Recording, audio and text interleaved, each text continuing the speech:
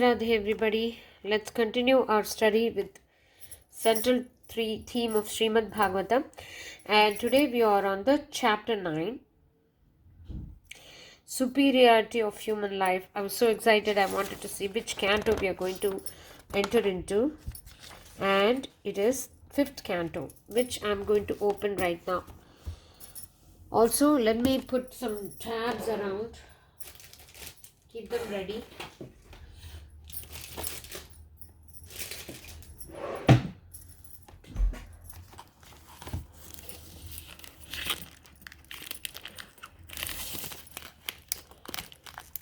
Sometimes I feel I don't want to open this until I get to this, but I think this is good. At least I get to identify some important shlokas. If I don't get to all of them, at least I'll go to just the ones that I tapped.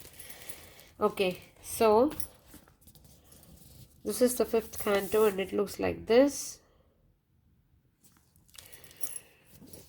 And the back looks like this.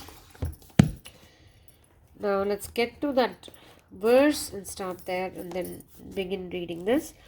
Canto 5, 19th chapter, 21st shloka. 19th chapter. This is 18. 19 and 21st shloka. Here. I'm hoping I get to read this properly. It's very hard. Bhagavatam shlokas are very hard to read, at least for me, because I've never heard them being read. Okay. Now, superiority of human life. Hope I'm in the frame. The theme of innate human greatness is expounded again and again in the Upanishads, in the Srimad Bhagavatam, and in Buddha's teachings. The human being has a profound divine potential within him or her, which can be realized in this very body, in this very life.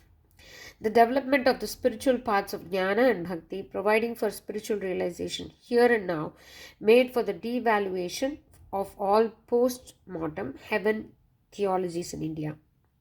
In the 5th skanda of Bhagavatam, we find the famous shloka which declares it's a privilege to be born in Bharatavarsha, and this truth is openly proclaimed by even gods and goddesses in heaven. There is a scene where gods and goddesses sing thus. Etat eva hi deva gayanti aho amisham kim akari shobhanam prasanna yesham svid uta swayam harihi yairjanma labdham nrushu bharata jire mukunda seva upayikam spruhahinaha.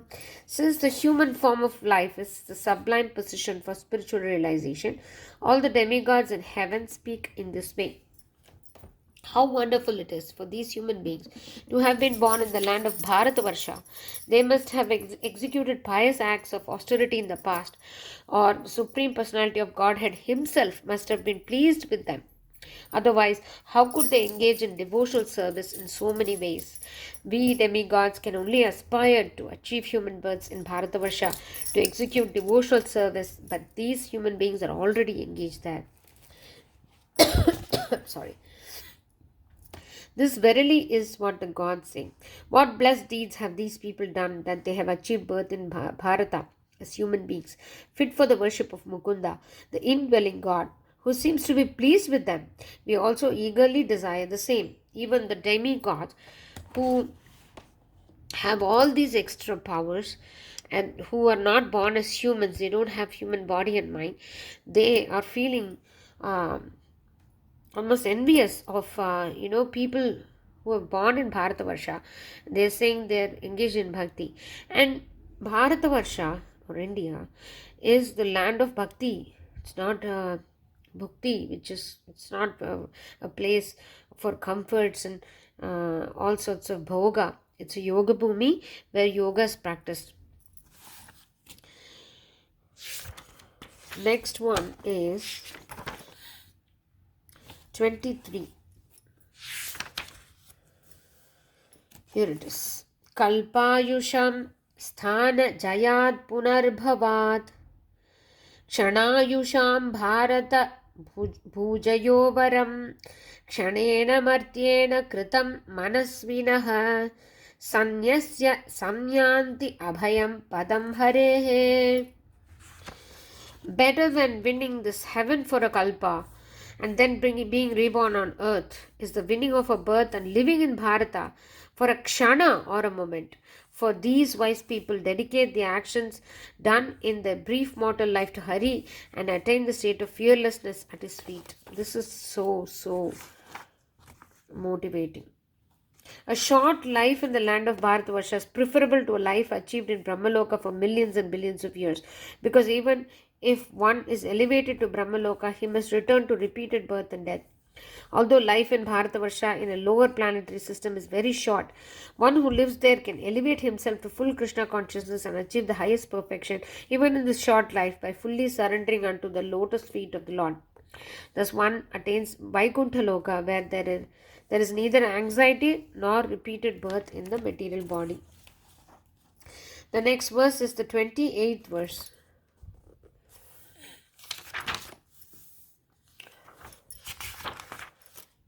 Here.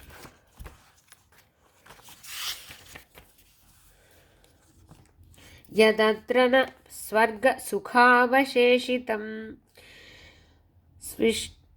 swishtasya suptasya kritasya shobhanam tena janabhe smritim aj janmana syad varshe hariryad bhajatam samtanoti. We are now living in the heavenly planets undoubtedly as a result of our having performed ritualistic ceremonies, pious activities and yajnas, and having studied the Vedas. However, our lives here will one day be finished. We pray that at that time, if any merit remains from our pious activities, we may again take birth in Bharatavarsha as human beings, able to remember the lotus feet of the Lord. The Lord is so kind that He personally comes to the land of Bharatavarsha and expands the good fortune of its people. Now, these gods, these demigods like Indra and Varuna and everybody, they had done so many religious ceremonies, ritualistic practices that they have so much good karma and they transferred to that loka for that reason, and they want to come back as human beings to Bharatavarsha, which means we're very lucky to be in that bhumi. So here, with the aid of whatever bit of good merits that remain at the end of our enjoyment of life in this heaven, let us get birth endowed with remembrance of Hari on the continent of Ajanabha, the previous name of Bharata, for Hari ensures the happiness and welfare of all who are devoted to him. So here we get the idea that life on earth is far superior to life in heaven. The Upanishads had blasted our belief in heaven. They say that only fools do rituals here in order to go to heaven. People try to observe various rituals and thereby go to heaven. But even the gods and goddesses want to be born as human beings, while we try to go to heaven. Everything is here in this world, in this life. Upanishads say we are of the nature of Brahman. Tat Tvam Asi, says the Chandogya Upanishad. You are that divine. You are not finite. You are infinite. Many passages are found in the Upanishads where the dignity of the human being is expressed and expounded. But we forget all that. In the Bhagavatam too, this idea comes once again. It says that this earth is everything. We can do everything here. We can realize our true nature here. Therefore, the word Iha here comes again and again in all our Upanishads, the Bhagavatam and Gita. Iha, on this very earth, you can achieve the highest, you can achieve the supreme realization of the divine. Shuka achieved it here, and we can also achieve it. In this way, this beautiful idea of the sacredness of human personality is extolled again and again. Today, modern biologists speak of human uniqueness. Earlier, they repudiated the idea of human uniqueness suggested by Christian theology that man is a special creation of God. Darwin and other scientists simply repudiated that theory. They talked about the process of evolution. But the uniqueness of man has to be recognized. Man can understand the world and can control it. In man, there is a profound focus, the focus of the self. No animal has that focus. In this Brahma Sutra Bhashya, Sankaracharya describes the human nature as Nitya, Shuddha, Buddha, Mukta. Nitya, Shuddha, Buddha, Mukta. You are that infinite self. You have to realize it. And this human body has the capacity to know the world and the Atman as well. This is the uniqueness of human being. Therefore, in the Bhagavatam, you have this idea, the uniqueness of the human being stressed time and again. Everything can be realized here. Today in Ramakrishna's teachings, we find ekane ekane jnana, sekane sekane jnana. Everything is here. That is knowledge. Everything is there. That is ignorance. Therefore, iha is a word full of meaning. This human situation must be studied and its possibility realized. Physical science has studied nature's possibilities and nuclear energies, the discovery of the forces hidden in nature. But still, there are also infinite possibilities hidden in every human being. That is Vedanta coming from the Upanishads, and this is what we have to understand today. So, this is a wonderful chapter, and we have to tab 22, 23, and 28, I think. There were 3 verses. No, 21, 23, 28. 21, 23, and 28. Let's go to 21. Here.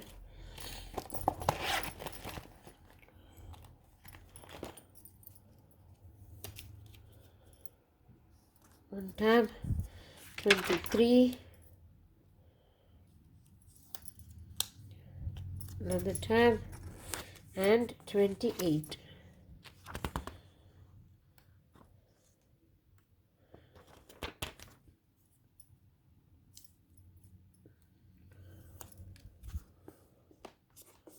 Okay, so just as a preparation to the next chapter, let's see what the 10th chapter has. The 10th chapter is story of Prahalada. We love it, and it's the 7th canto. So I'll be ready to open up the 7th canto the next time I meet you. I hope you're all having good study time. I hope you're all studying the Gita, contemplating the Gita, writing the Gita. You're also reading Bhagavatam and doing Shastra Swadhyaya. I hope everything is going well for everybody. I'm wishing you a good week and good weekend. I'll see you very soon. Radhe Radhe.